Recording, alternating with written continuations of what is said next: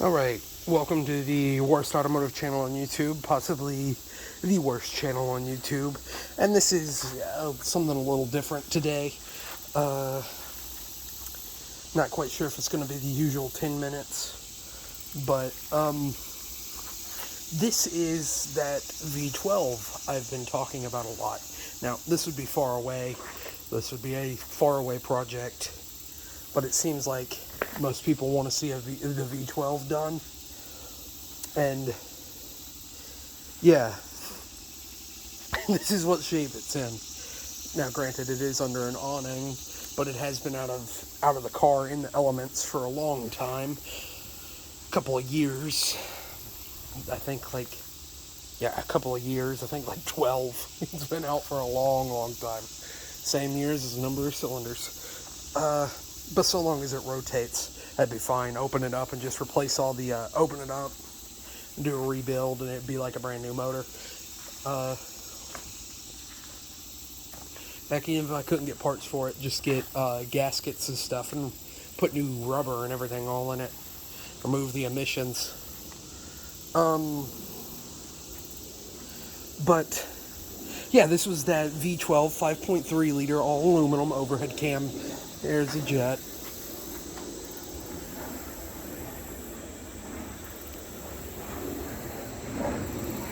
Let the jet pass.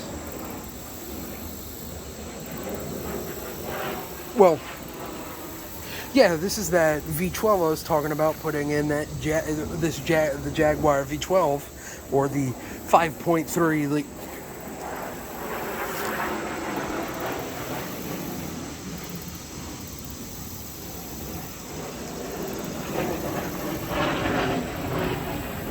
Let the jets pass. Well, anyway, this is a 5.3 liter all aluminum V12. I was talking about swapping into a Jaguar, and yeah, Jaguar. Pontiac Trans Am, 1978 to be exact. I'll put a link to that to a video of it in the description. Granted, before I get started, as I said in the beginning of the video, this is probably a long ways away because I still got to finish my 402 big block that's going into my Caprice. It's a process, but when it's done, I do plan on starting another project, or at least buying one after I have where I'm living situated, because I'll do a couple of videos with the Caprice for a minute while I fix the house, and then when the house is fixed, I'm going to buy another project, probably 2 more projects. I'll have 3 projects on the channel, 1 major one and 2 minor ones.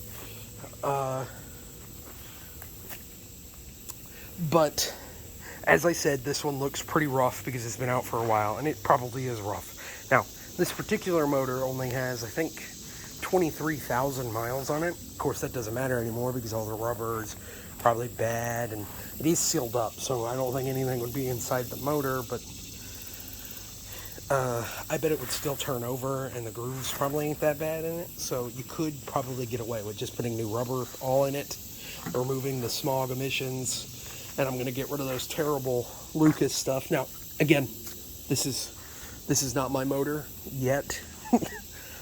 So this is just talking about if I were to ever get a hold of it, what I would be doing to it. So I'm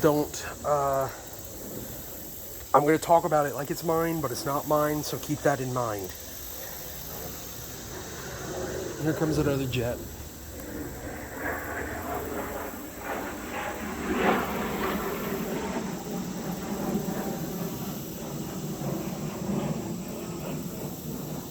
I just wanted to make that clear.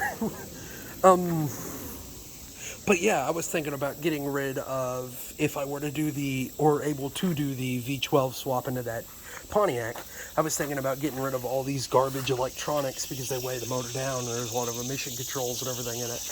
Getting rid of all of them, replacing these 2 intakes, and making a carburation setup, kind of like that channel Grind Hard Plumbing. They did an off-road XJS V12 build. They made a custom fabricated intake. I would do something kind of like that, and maybe Don't know how long it would last, but trying to do a blow-through turbo setup through that carburetor. Don't know what kind of carburetors it would run. Now, fun thing about these motors is this is the smaller of them. They made two motors. One of them was bored up to a 6.2, so it's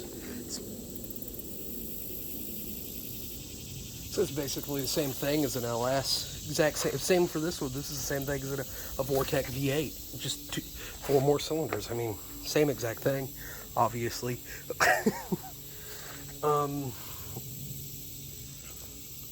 But no, you can see how complicated it is, and it should be able to fit in that Pontiac probably fairly easy, because it's not that much bigger than a big block. If you look at the size and compare it to, like, say, a 454, it's not that much bigger. And it'll bolt right up to whatever transmission I decide to run in that thing. If it's a Chevy transmission, which it probably would be. Again, I want to clarify, don't own the car yet. This is all hypothetical. If people want to see it enough, which I kind of really want to build it, so it'll probably end up happening someday. Just can't say when. And can't really technically promise anything, because again, it's not mine. Keep that in mind while I do this video.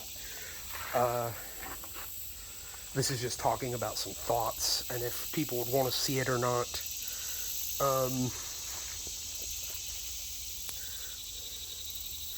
And if people want to see it or not. But yeah, this transmission right here, that's a Chevy. That's a TH400 transmission, because Jaguar designed this motor to hook up right to the Chevy transmissions. I believe they had bought it. They bought the transmissions from Chevy, and that's why they designed this motor like that, but I don't know. I know Chevy didn't own Jaguar at the time. Now, this motor, right out of the gate, makes around 300 horsepower. Don't know how many foot-pounds of torque. It's probably, honestly, not that torquey, because but then again, I don't know. 300 horsepower, about that. I think around 300 foot-pounds of torque as well. So it'd be pretty decent just dropping it into the motor, into the car, if the motor were to be in a running state right now. Obviously, it is not. I'm pretty sure it'd turn over because it is sealed up, but who's to say? If it's not, I don't know what I'd do then. But I'm sure it is. I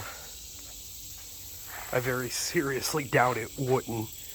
And as you could see, all the mess of vacuum lines and wires, that's all the electronics. Those suck. They're Lucas Electronics. They're garbage.